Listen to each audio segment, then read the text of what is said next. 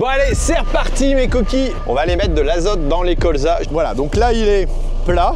La table de répartition, elle est bien en hauteur. L'épandage qui se fait et la régulation se fait automatiquement avec cet appareil. Et il va me corriger aussi en fonction de l'humidité la quantité pendue à l'hectare. Voilà, et là je peux rouler à environ 10 km/h pour arriver à épandre la bonne quantité. Je suis à 412 kg, pleine ouverture. Allez, on accélère. Wow.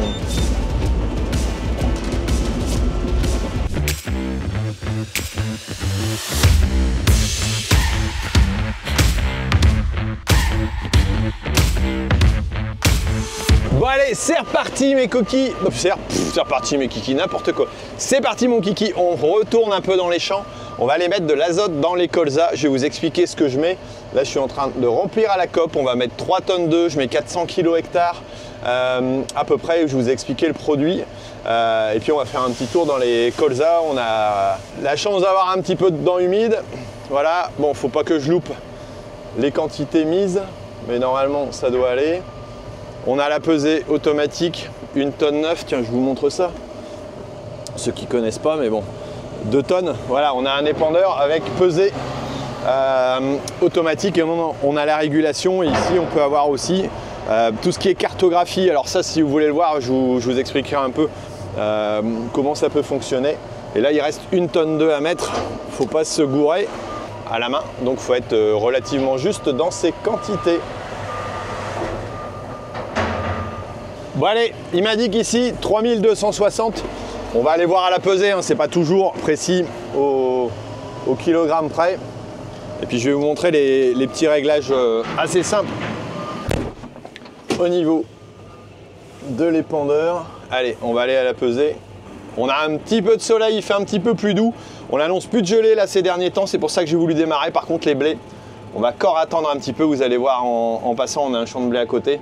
Il y a encore des désherbages à faire, donc on va prioriser ça là tout de suite. Et puis on va d'abord lancer les colzas, c'est eux qui sont les plus précoces à avoir. Allez, on va la peser, on verra. Allez, me voici arrivé dans les colzas. On les avait déjà vus, je pense, je vous avais déjà montré. Ils sont plutôt sympas, on voit que ça rougit un tout petit peu. C'est une culture qui a vite faim d'azote, donc on va lui mettre pour qu'elle ait le potentiel maximum. J'avais mis de la févrole dedans, on le voit bien, ça fait un peu bizarre, mais en tout cas elle a bien gelé, vu les gelées de cette année. Là c'est un petit peu humide au sol, mais c'est pas grave, au moins l'engrais va jouer très vite. Allez, je vais vous montrer un petit peu. Là j'ai plusieurs réglages à l'extérieur à faire en termes de hauteur. Alors il faut que je mette les tables à la bonne hauteur. Alors moi c'est juste au niveau du bas de la hanche, pour pas dire autre chose, hein, mais bon voilà. Donc ça je vais régler à l'extérieur, il faut que je vérifie que je sois bien. Voilà, normalement c'est 90 cm et ça correspond à ça. Et j'ai un deuxième réglage à faire, c'est celui-là au niveau, voilà, tout simplement de l'équilibre. Voilà, on voit la petite bulle, elle est bien légèrement remontée. Voilà, parce que je sais que je dois le régler à 0. Ça, vous l'avez sur votre table en fonction des engrais. Voilà, donc là, il est plat. La table de répartition, elle est bien en hauteur. Je vais remonter encore un tout petit peu. Voilà. Après, je me balade souvent avec 1 mètre. Encore un peu. Allez, c'est parti, mon kiki. Voilà. Et là, je suis bien. Juste à côté, j'ai du blé, on va voir, il n'est pas trop avancé. Alors, si on ne fait pas les blés tout de suite, c'est tout simplement parce que on sort du gel, ils vont se remettre. Là, j'ai encore du désherbage à faire parce que j'ai pas mal de vulpins, entre autres. Et vous voyez, il n'est pas très avancé, je sème quand même assez tard. Et je vous rappelle que je suis au nord de la France. Donc là, au 19 février, c'est un peu court. Allez, on va lancer ça. Il va me rester à régler. On décrotte un petit peu les pieds avant d'entrer dans le tracteur, hein, si possible, pas avoir un truc trop boueux. Il va me rester à régler les quantités, voilà. Donc là, je vais jeter à 400 kg hectare, à peu près. C'est du 20, c'est du 28 plus du soufre. Le blé d'ailleurs, comme le colza, ont besoin de soufre. Donc c'est pour ça que j'utilise cet engrais là. Voilà, et puis un peu de phosphore aussi, c'est pas perdu. Et là en distribution, bah ça y est, je suis perdu. Ouais, voilà, je vais partir vers le bord. Donc là, je fais changer et automatiquement mes vérins vont s'installer pour aller vers le bord. Et je vais pouvoir aller lancer après la distribution. Hop.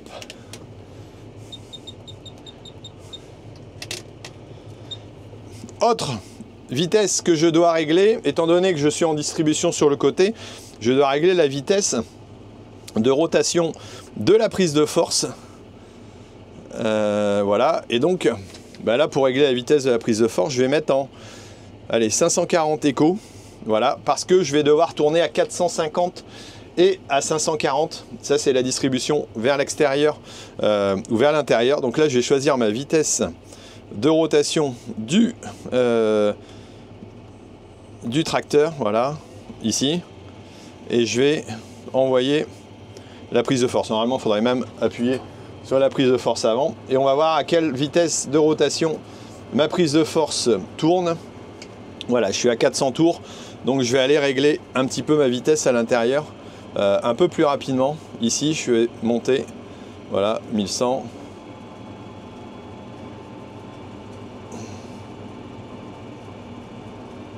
Voilà, 450 tours, je suis bien. Et la vitesse 2, elle va être, on va voir, là, je dois tourner à 540. Voilà, pas la peine d'aller plus loin. J'ai mes deux vitesses qui sont enclenchées. Ça tourne. Derrière, c'est bon. Il n'y a plus qu'à envoyer la sauce. Et on verra ce que ça donne en termes de vitesse d'avancement. Alors là, je vais reculer au bord parce que comme je jette sur les côtés en avant, je n'ai pas d'envoi trop vers l'arrière. J'ai un envoi plutôt vers l'extérieur. Voilà, bon après je ne vais pas reculer à fond non plus, hein. C'est pas le but du jeu. Et j'ai plus qu'à ouvrir l'épandeur. Voilà, là on entend déjà l'épandage qui se fait et la régulation se fait automatiquement avec cet appareil. Donc il va me réguler l'ouverture. On va voir l'ouverture de la vanne derrière. Et il va me corriger aussi en fonction de l'humidité la quantité pendue à l'hectare. Voilà, ça va être le STD là.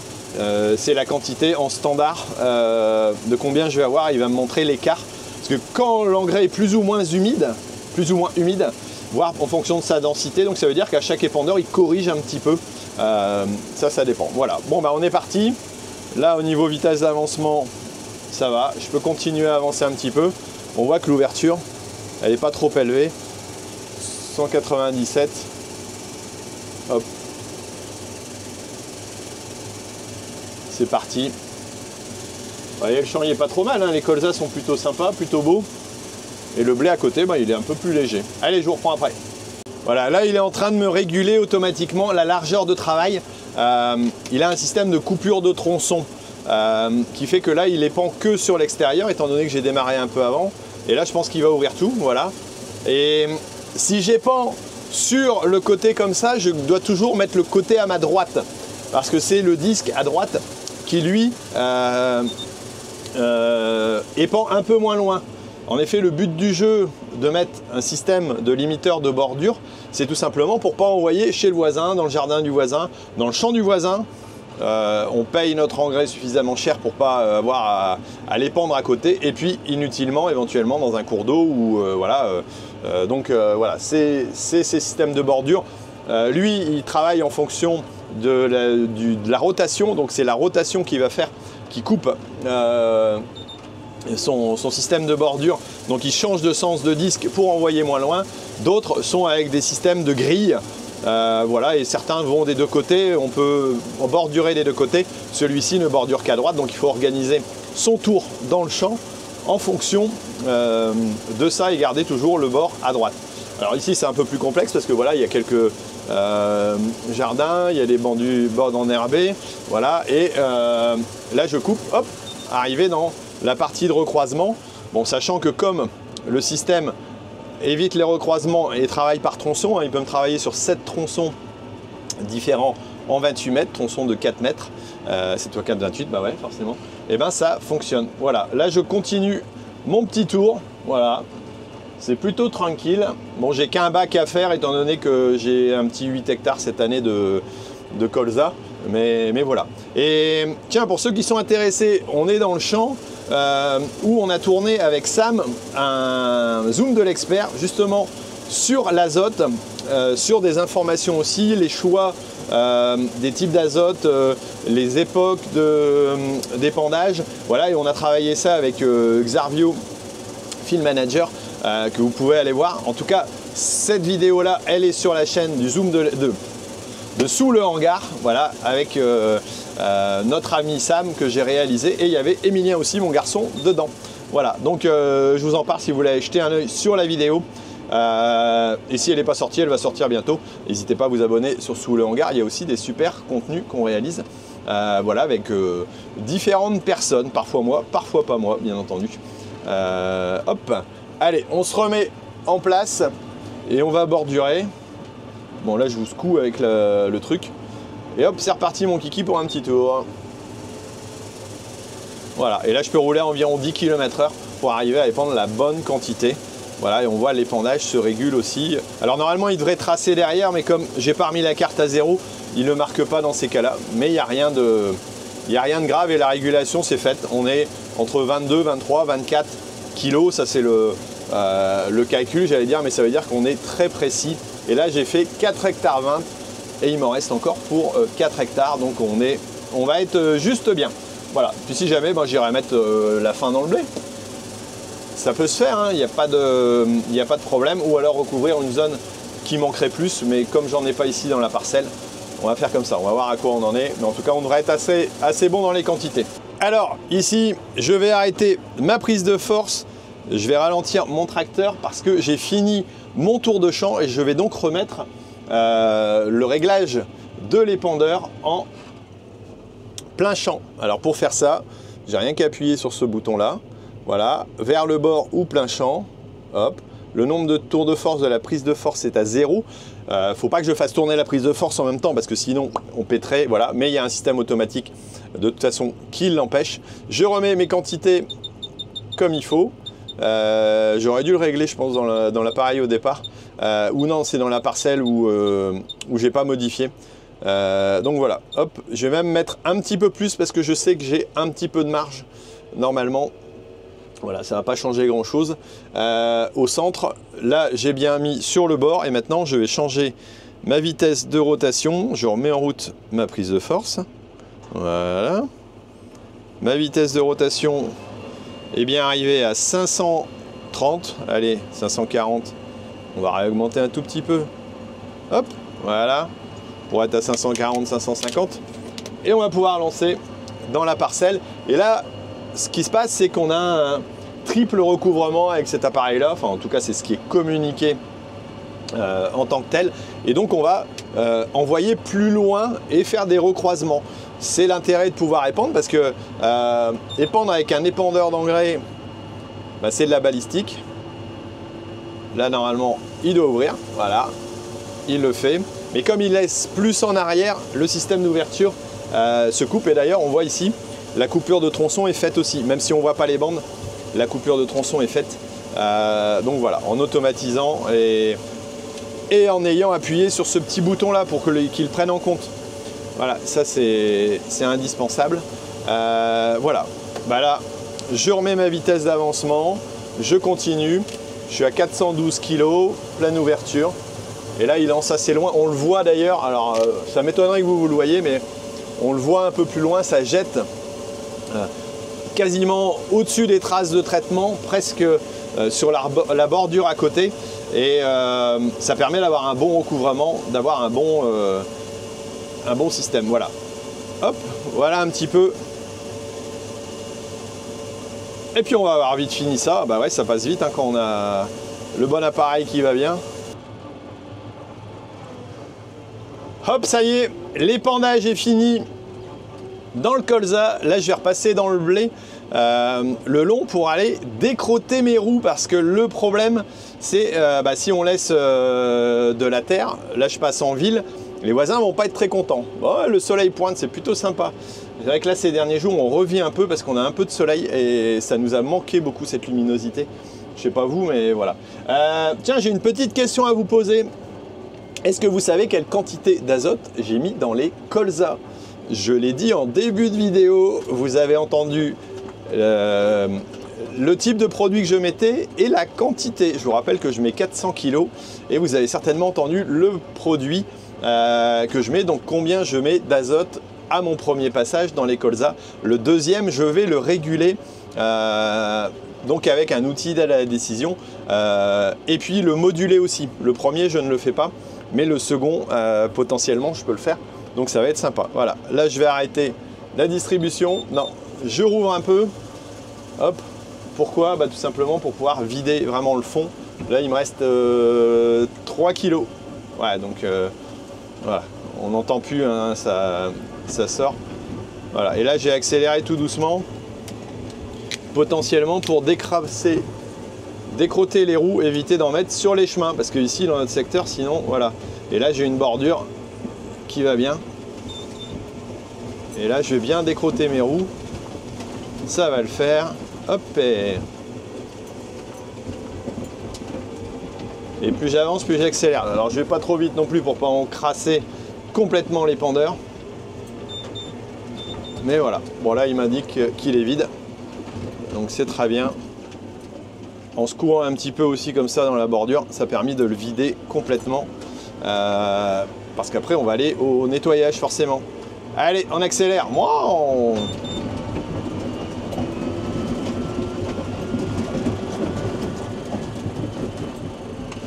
Voilà, ça dépiotait un peu plus. Hein, c'est pratique d'avoir une bande comme ça parce qu'on voyait que ça collait quand même. Hein. Ça reste humide, mais c'est du bon temps. L'azote va jouer très très vite. Et s'il pleut derrière en plus, magnifique. Le colza va pouvoir démarrer sa croissance en bon état. Vous voyez un peu la flotte qu'on a ici à côté. C'est pas mal. Hein. Alors, petit nettoyage maintenant. Donc là, je vais baisser le distributeur et je vais ouvrir les trappes. Alors là, pour ouvrir les trappes, on appuie simplement sur ce bouton-là. On fait entrer et elle s'ouvre. Voilà. Et si on dépasse 2 km/h, ça se referme parce que sinon c'est dangereux, ça pourrait être éparpillé dans les champs. Là, je peux l'arrêter et on va passer un petit coup de Karcher là-dessus.